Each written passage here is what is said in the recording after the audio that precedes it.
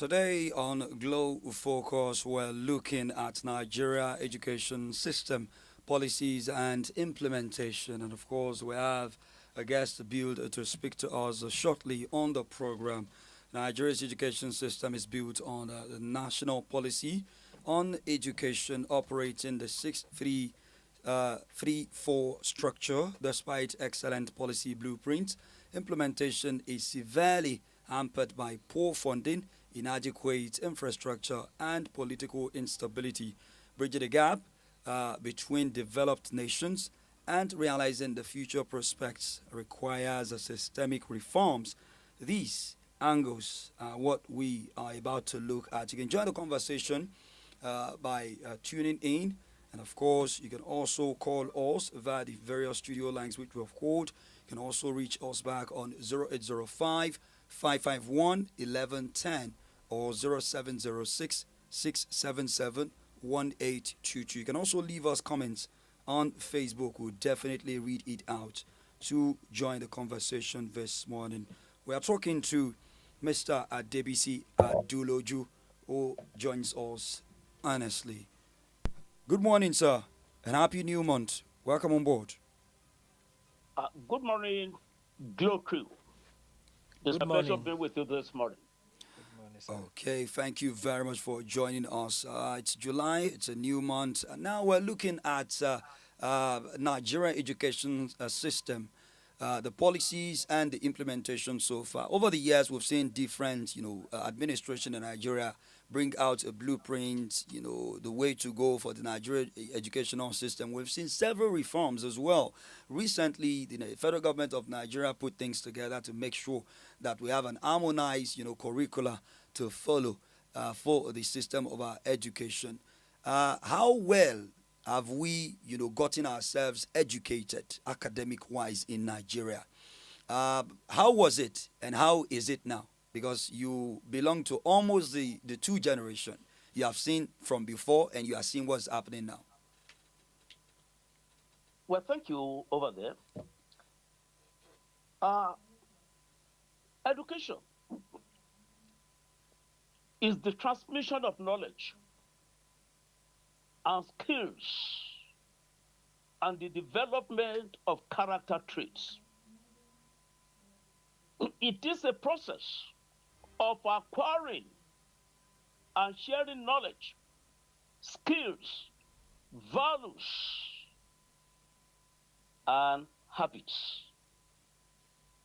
Education helps individuals to grow, to think clearly, and to succeed in life. The progress of any nation depends on the intellectual capabilities of our citizens. No nation can make meaningful progress if the population is tainted, filled with illiterates. And so, Nigeria government recognizes this. And like you rightly said, over time, we have adopted educational policies at the national level, at state levels, or regional levels. And we have overhauled our policies as time demanded. In the First Republic, every region set up its own educational policy and curriculum.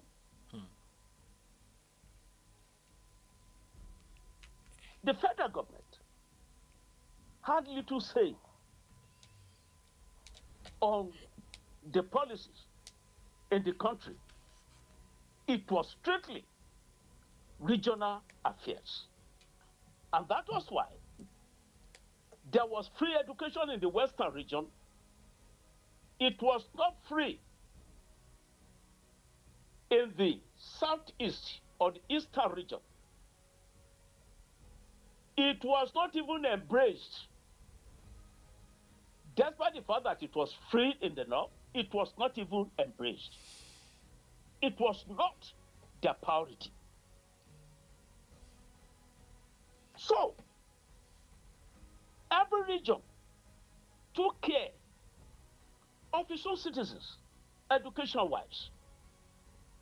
And today, we can see the results.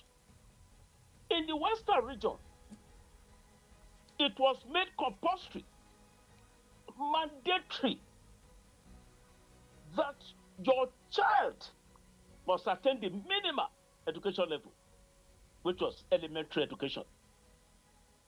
Every child must be enrolled in school.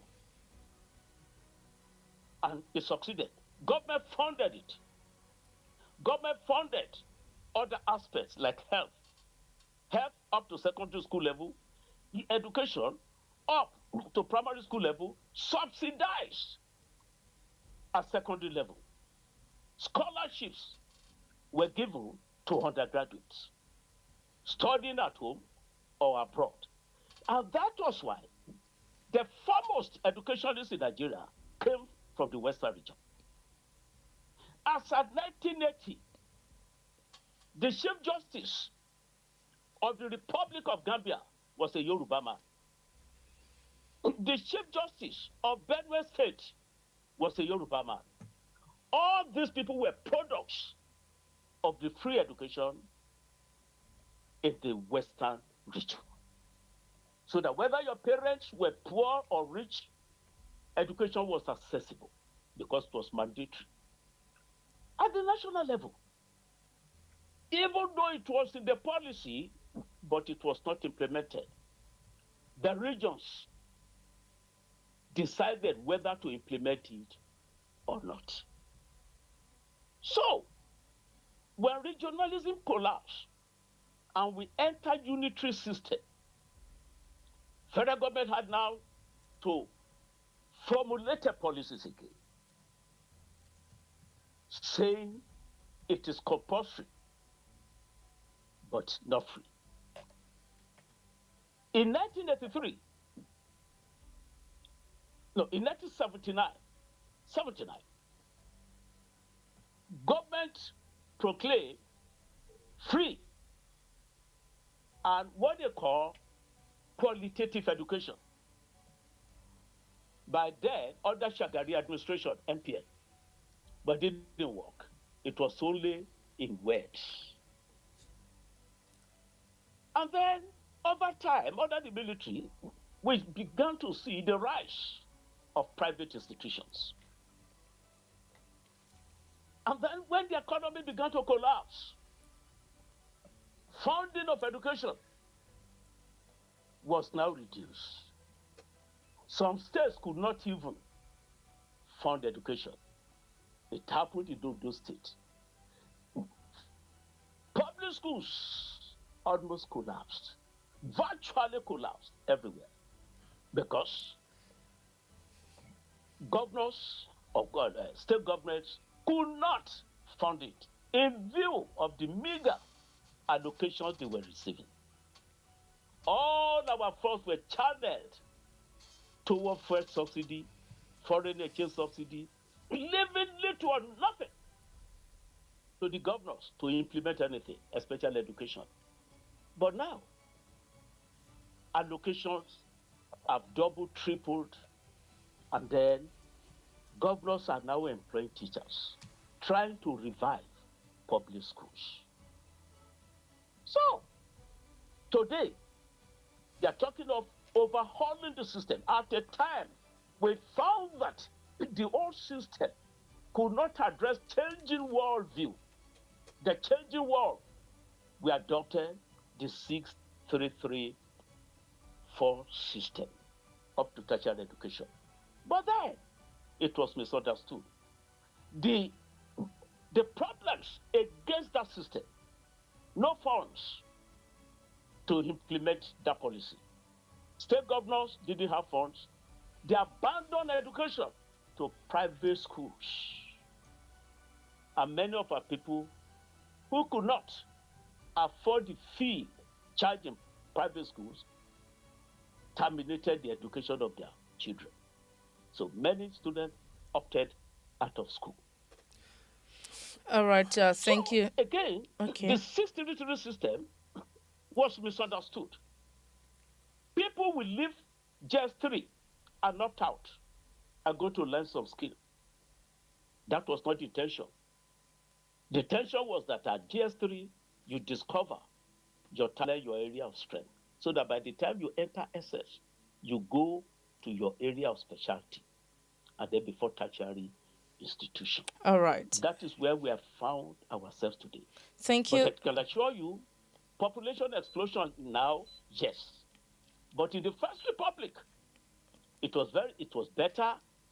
Parents were relieved of the burden of education. Today, it has changed. All right. And that is where we are today. Thank you very much, Adebisi Aduloju. Let me quickly ask you this question. Are we too? Yes, every government launches, new education reform. This present administration is not an exception. What do you think are those reasons policies in Nigeria fail at implementation while implementing, especially educational policies? Do you think it is funding? Do you think it's about corruption? Do you think it's about teacher capacity or politics? What do you make of these reasons, or how can you describe? What do you think are those reasons, particularly, for failure in our policies, implementing government educational policies in Nigeria? Well, thank you. The problems are multifaceted. Funding is one of it. Government, after the collapse of regionalism, governments have never succeeded in funding education adequately. Teachers are not properly motivated. They are the bedrock of an educational policy. When you are adopting your policies, you must carry the teachers along. You must give the teacher the necessary information and training to adapt to changing policies. When they are not properly motivated, they're discouraged. Their focus is just on their salaries. In those days, the pride of every teacher was the teaching profession. It was a noble profession. But we came to a time that teachers began to see themselves as a disadvantaged species of professionals. And then also, their attitude changed. And it's very unfortunate. So you cannot run it without the teachers. You must motivate them adequately for you to succeed in your policies. When you abandon education to private, you are killing it, because they won't employ qualified professionals. They employ people who cannot ask for minimum wage. They take whatever you offer. So, funding is one. Number two, corruption. The system became very corrupted. The system became very, very corrupted. Unitary system is difficult to operate within a presidential system, within a democratic system. So, when unitary system is becoming so difficult, every sector of the economy, every sector of our national life is affected, including education. And that is where we are today. So, the system has been so corrupted. The funding is inadequate. When we were doing it successfully, was it not proceeds from cocoa? Was there oil? There were no proceeds from oil. There were just proceeds from this cocoa. But the management of the resources was exemplary. Probity was the watchword. Transparency was the watchword. It was in the Western region A permanent secretary didn't go on leave. And he was paid leave bonus. He returned it. You can't find that in Nigeria anymore. It's gone with history. That tells you the level of probity at that time.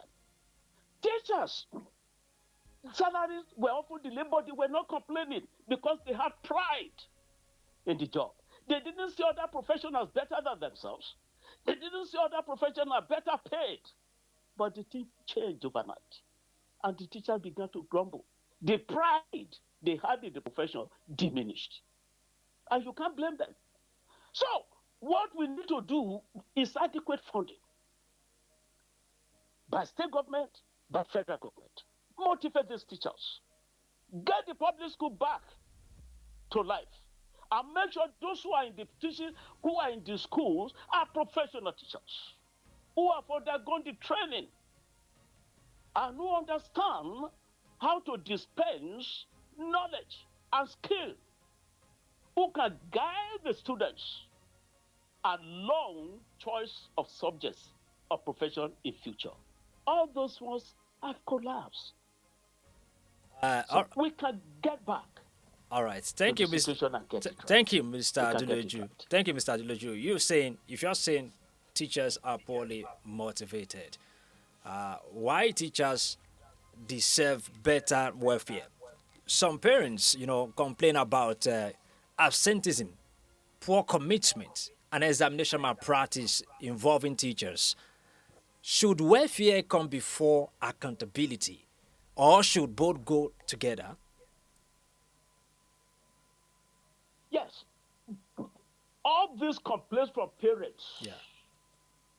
And what we have observed, absenteeism, lack of interest, lack of motivation, lack of interest, inconsistencies in their input and output, they are all the concomitants of poor motivation.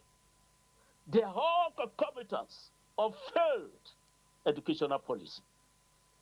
If you are implementing a policy, the drivers of that policy are the teachers. Motivate them well.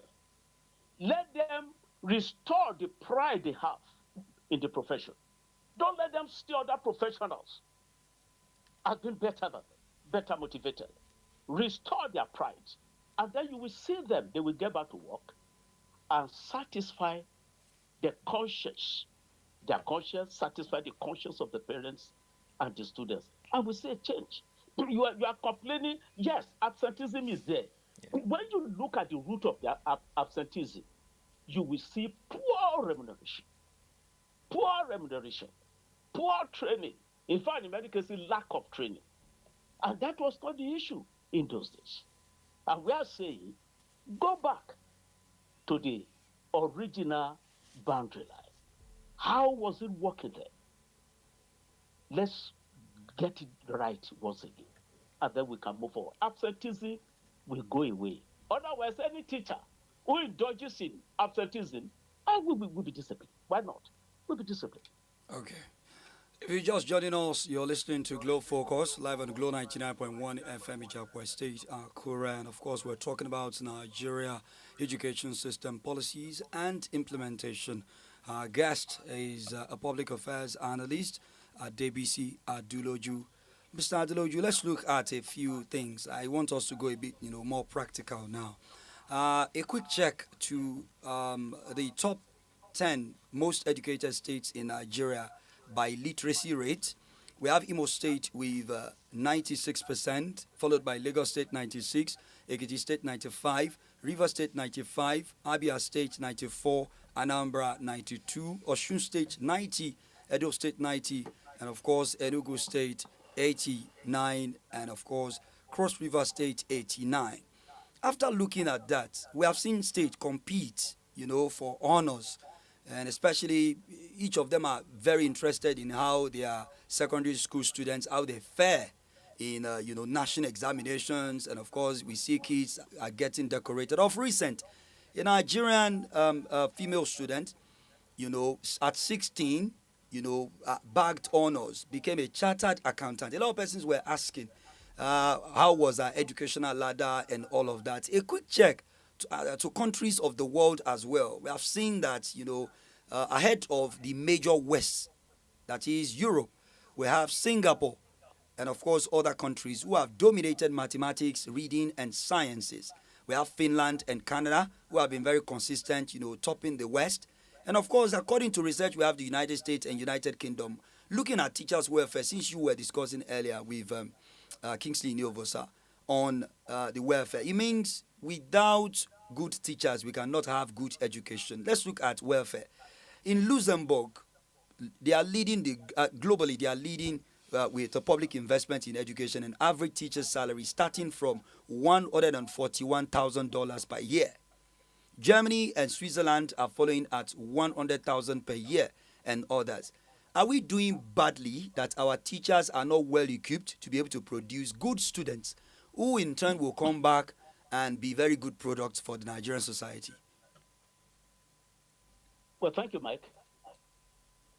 Well, don't compare Luxembourg with many countries. Luxembourg is the richest country in the whole world. Luxembourg is proverbial. Every adult in Luxembourg is a millionaire, whether he's sleeping at home or not. They don't even know what to do with their money. It means they can afford it. It's in Luxembourg. Education is free. Health services is free. Housing is free. Transportation is free.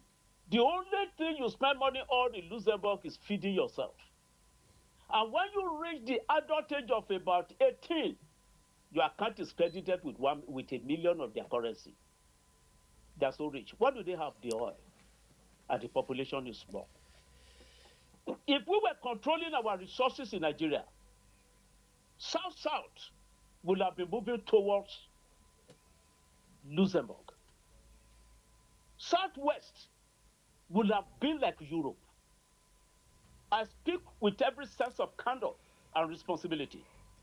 Western region, what we call Southwest today, by now would have looked at Europe, if not for the collapse of regionalism.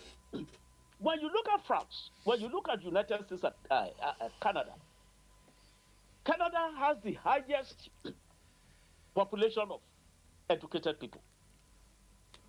United States have the largest population. Canada has the highest percentage, while United States has the highest population of educated people. You can see the technological leap of those countries. That's why when I opened my speech, I said,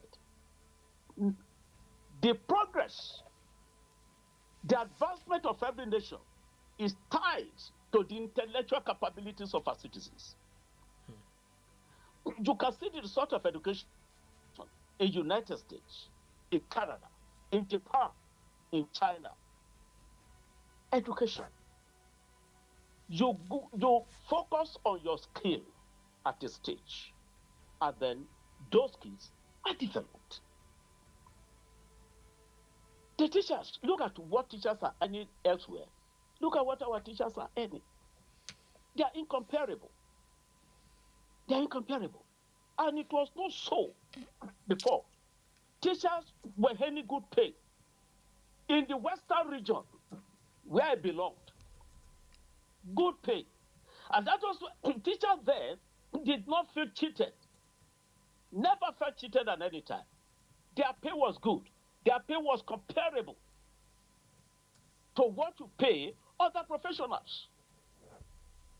And so the motivation was there, the pride was there, the dignity in the labor was profound among our teachers before the whole thing collapsed. If you are paying hundreds of thousands dollars per year to a teacher abroad, look at what our teachers are earning here. So that's why we said, unless we go back to regional policies, zonal policies, If some people are not interested in this education, it's up to them. Those who are interested, let it be properly funded. Let it be properly funded. That is what we are talking about. National policy on it, robust as it looks. All right. Implementation is the problem. Look, this thing is simple. You have a minister of education in the past. His areas people are not interested in education. There is no way the man will have the urge, the challenge to advance any policy. His people are not interested. It's obvious that his people are backward. And yet you are bringing people from such an area to become education minister.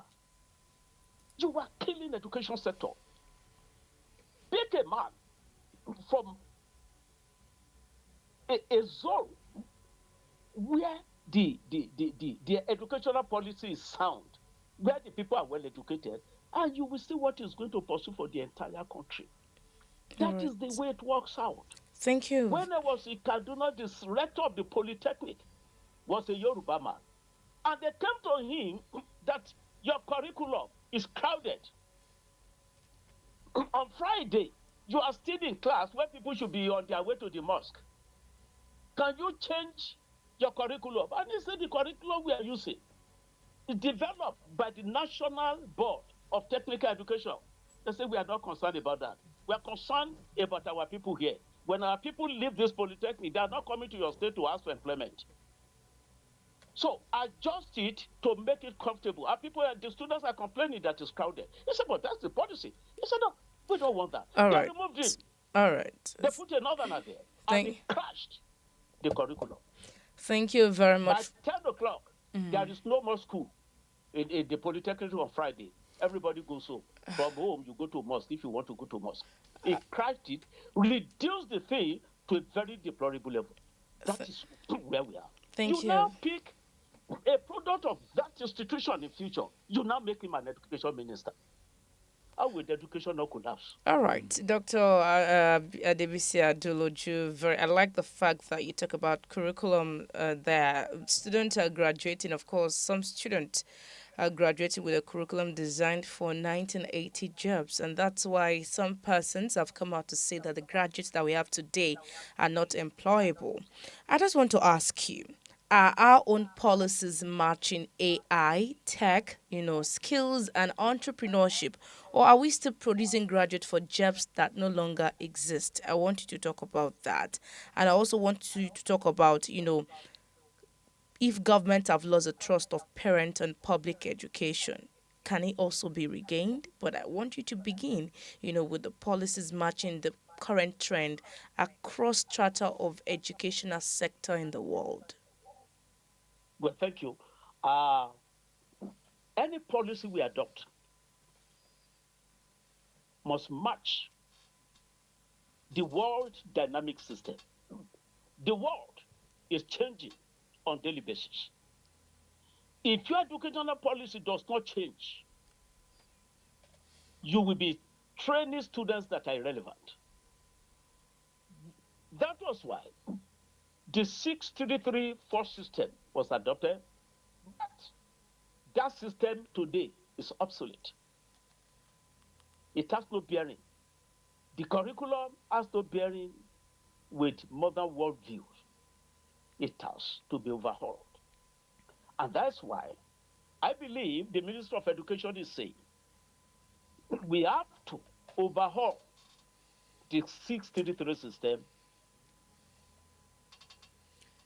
bring into the curriculum acquisition of skill, so that you do not train students who are merely theorists. There must be skill acquisition. And that is where we are. That's the course we are pursuing today. When you look at some of our tertiary institutions, the curriculum is not good enough. You must look at the world trends. Adapt your curriculum. AI, ICT, they must be involved. I'm happy some of our universities of technologies, they are very much aware of this. They are also fast adapting to all this. We have very good, fantastic universities of technologies today. They are adapting, and that adaptation should not be found in tertiary institutions alone. They should start from the secondary school level. Okay. So All right. by the time they go to tertiary education, they are already equipped for that kind of knowledge. Then, the trends we are witnessing today, the old glory of education can come back. I bet you they can come back. Okay. They can come back. Okay. What? Each state should endeavor to follow national policy. If a state is not pursuing it, that is not your business. In your state, it must be made compulsory that the new educational policy must be pursued to its logical conclusion, logical end in your state. Public schools should be revived, well staffed, and teachers be well motivated. The glory of public school will come back. Don't forget again, there are many good schools. Yes, also public schools today. There are many, many good public schools today. Though few, let me say few, but there are still good public schools. The glory of public schools should be brought back. Don't abandon our educational system to private schools. Private schools may not implement your policy. Private school is commercial. But every public school will implement the policy, whether they like it or not. And then the glory of public school will come back. Motivated teachers. There are not so many. All right, Mr. Aduloju, let's look at another aspect. Pride in that dignity. Bring them back the dignity in their labor. Mr. Aduloju. And we find that our educational system will undergo such a somersault. Mr. Aduloju. And everybody will be happy. Mr. Aduloju. Mr. Aduloju. When you go to the university again, the teachers, the lecturer will know that the teachers, the students they handle have been well equipped, prepared for tertiary education. Mr. Aduloju, let's look at. Are you there, sir? If you know what is happening today, because people are desperate to get into university, all kinds of centers, miracle centers, people do all kinds of things to cheat at exam. WASC, NECO, well, it's good. Helping it's good that you are so passionate about it. Let's look at another. Students are not well tutored. Mr. Aduloju, let's look at another. They won't pass. Let's look at another aspect of the jump. Are you there, sir? Cut-off mark. What you call their benchmark. Mr. Aduloju. So, they cheat to get the students. All right. And that is unfortunate. All right, that is taken. Institution that's so difficult to handle. All right, that is taken. Let's look at another. Mr. Aduloju, are you there? Let's look at another aspect. Mr. Aduloju. Mr. Aduloju. People will love. He's very, very passionate about this particular and then the old glory matter. will come back. The old glory can come back. There is no state that is not well allocated as far as funds. Mr. Aduloju, can you hear us? Mr. Aduloju. Are you there, sir? Yes. Okay, good. Mr. Aduloju, you're calling for policy continuity. I'm with you. You're calling for policy continuity in the education system, right? Should every policy introduced by our previous administration automatically continue, even if it has obvious shortcomings?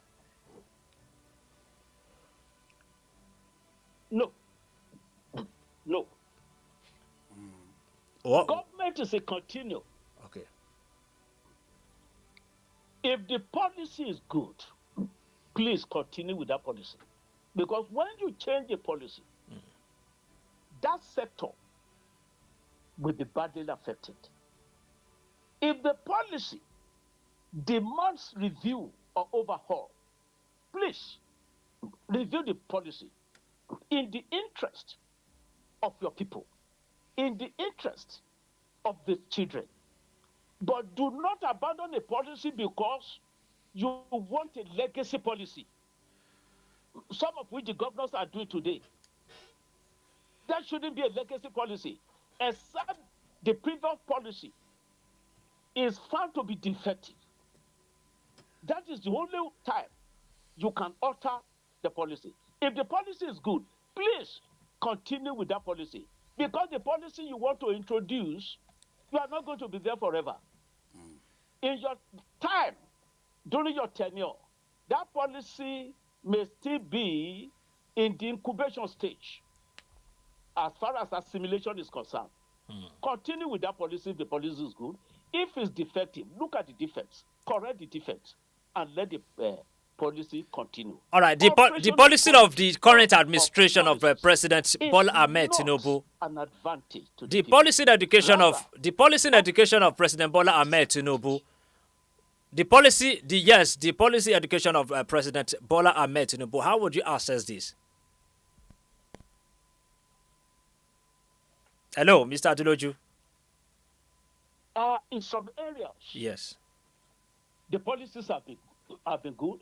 In other areas, government needs to do more. For instance, the student loan Okay. is a very brilliant development. Some of our tertiary education students who will have dropped out of school, some of them have passed through the institution with minimal stress, minimal financial stress. It happens in Europe, it happens in the United States. If your father dies, your education shouldn't just stop. The state should come in to help you continue. And that is what this policy is all about. That your parent is poor should not amount to termination of your education, especially when you are a brilliant student. Government should come in to assist you. That is what that policy is all about. Indigent students are helped through education with minimal stress. Well, we are trying to overhaul the 6334 system. Like I said, is becoming obsolete. Let's look at the policies they are coming up with now. But one thing the federal government has done, which I'm happy about, is the funding of education, is the increased allocation to governors. There is no governor who can excuse himself for not properly funding education. The primary school I attended, at one spot, it was only the headmaster and the assistant headmaster that remained there, not other teachers, because there was no money to employ teachers. So people moved their children away, moved their children to private schools. So the headmaster and the assistant, they were just there, coming there to sleep and waiting for retirement so that they begin to fill form for their entitlement. But today, teachers are back into schools. That's what we are talking about. The state government has been recruiting teachers. Teachers are back. Okay. And of course, those people are finding it difficult. Okay. Coping with the incremental rates. Mr. In private Aduloju. schools, they are taking their children back there. That is what we are talking about. All right, Mr. That's what we Aduloju. are talking about. Proper funding. Okay. Proper funding. Of course, unfortunately, good as federal national policy is concerned, it is not being implemented enough. And that is why we have the problems we are having now. All right. So, Mr. Aduloju, are you there? Mr. Aduloju. Yes. Basically, we've been able to touch, many areas. As we wrap up now, I'd like to ask, because you are talking about policy, that could aid education in Nigeria. I was talking about all the systems that I've had over the years. We've talked about teachers' welfare, and also we've seen situations where, all students association have also, been assisting education so far. We've seen them build classes and all of that. And recently, just yesterday, it came out in the news too that President Bola Tinubu is planning to extend NYC orientation camp to 6 weeks, scrapping the military drills that they do, and of course it will be headed by a DG who would have 3 executive directors. The military role will go, and of course the civilian will come in. And of course there are 3 phases of the training of the 6 weeks orientation. 1 to 2 weeks focus on civic responsibility. 3 to 4 will focus on business planning, career mapping, and 5 to 6 will specialize on training, on choosing a path. How well do you think this will complement the already existing education system in Nigeria? And after keeping these people for 6 weeks, if they would be very secure, would the Nigerian government be ready, to fund, their training beyond the camp and during their NYC exercise so that they can be productive and they don't return back to the labor market looking for jobs? Yes, thank you, Mike. You asked a question that gladdens my heart. And that question is, after NYC, we'll try and reconnect with our analyst this morning as he tries, to justify the question he was asked. And of course, just like he said, it could really be an important one for all because a student would eventually become a graduate. Of course. And after graduating, you would definitely have to go to NYSC, which is a compulsory thing that you need to do. And if the Nigerian government is trying to use the NYSC, for a particular thing, it should be for the overall productivity of the former student who is now a graduate. I think we have a call now. I don't know. Hello? Hello? Oh, you would have to call us back, please. I know we're itching to actually reach out, to the radio station to drop opinion and all of that. And of course, we're looking at the Nigerian education system, policies and implementation. Studio lines are very much open. But our analyst is back. Please yes, go ahead shortly because of time. Shortly. the training during the orientation is good. But government should do more. Government should help them after their NYC program. Help to fund their businesses, their career. Those of them who want to go into private outfits, government should come to their aid. Don't leave them to be roaming the streets, to be going about looking for jobs which are not there anyway. Empower them. Encourage them to form associations. 10 youth corpers can come together, 20 as the case may be. Government should inspect what they are doing and then release funds to them. Give them the funds. That will encourage them. Some of them have entrepreneurial abilities. Encourage them. Don't let them become employees of labor. Graduates in the United States say, don't go about looking for government job. They don't do it because it's non-existent. It is the private that employs people. But the private has been so much encouraged that they have expounded. When you are a graduate, of course, you decide whatever you want to do. And then the society is ready to absorb you, to encourage you. Mr. You do whatever you like. Because of our time. Our NYC, our graduates, when they leave, they should display their entrepreneurial abilities. All right. Thank you. Government assistance. Thank you very much, Mr. Aduloju. Basically, that's the much. If you can hear me, that's the much that we can take in the meantime. Would see if we have calls via 0805 551 1110 or 0706 677 1822 and hear the opinion of others as well. Are there any last words you'd like to say about this particular topic in focus as we wrap up in less than 1 minute? People in the education sector is to do more. The teachers must take pride in their profession. You chose to be a teacher. There is dignity in labor. Do more to help your students. Okay. Government at every level should do more to encourage the teachers so that the teachers can release their maximum input to advance the education of our people. Thank you very much. Thank you. System YC. Found their businesses. Some of them are good at cottage, establish cottage industry. Fund it and let them also be. Thank you very much, Mr. Aduloju, for being part of our Word of Sound. Would like to pick a few more calls from home. Studio lines are very much open. If you'd like to tell us your own feelings about this particular issue in focus, you can call 0805 551 1110. We have a caller already. Let's see what they have to say. Hello, good morning. Hello, good morning. Hello, good morning, your FM. Yeah, good morning to you. Yeah, please, Mr. Mike. You're welcome. Anytime you are bringing an intelligence analyst like Mr. Aduloju like this, please try and create time for him. All his words for me about education make sense. Okay. Look at all those countries that he is mentioning.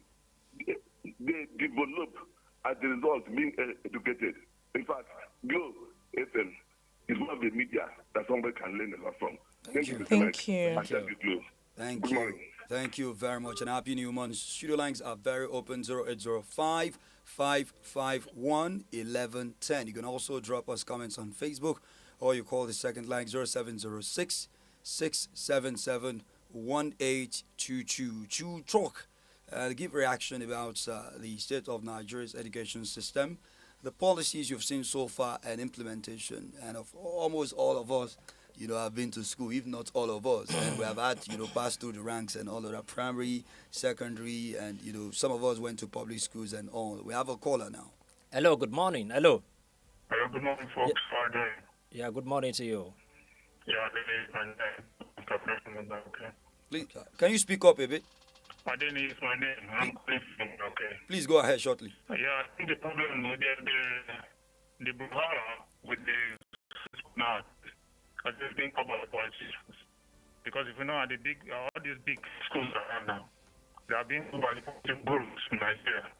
And I think the way they call this school question, I think this was attend so that people can divert secondary school.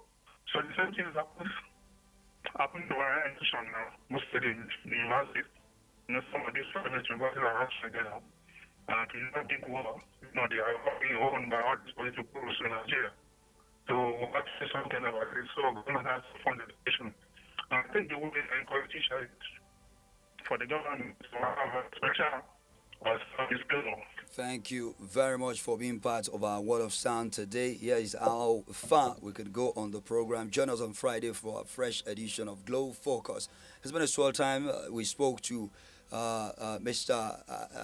Segun Akeredolu for the analysis on the papers, and of course, Mr. Adebisi Aduloju has been top on his OCs, of course, on the issue of discourse today, the Nigerian education system, policies and implementation. And we had guests also from the National Human Rights Commission. We hope to, join your morning again and make it better on Friday between 10 a.m. and 12 noon. On behalf of the executive producer of the program, Dr. Kade Ezekiel Akonde, and the supervising producer, as well as the production team right in the studio here. My name is Mike Obafemi. Thank you for joining us. Thank you very much for being part of A Word of Sound until the program returns on Friday. Keep listening to Glow FM. My name is Comfort Omolafe. And I'm Kingsley Iniovosa. Enjoy the rest of your day.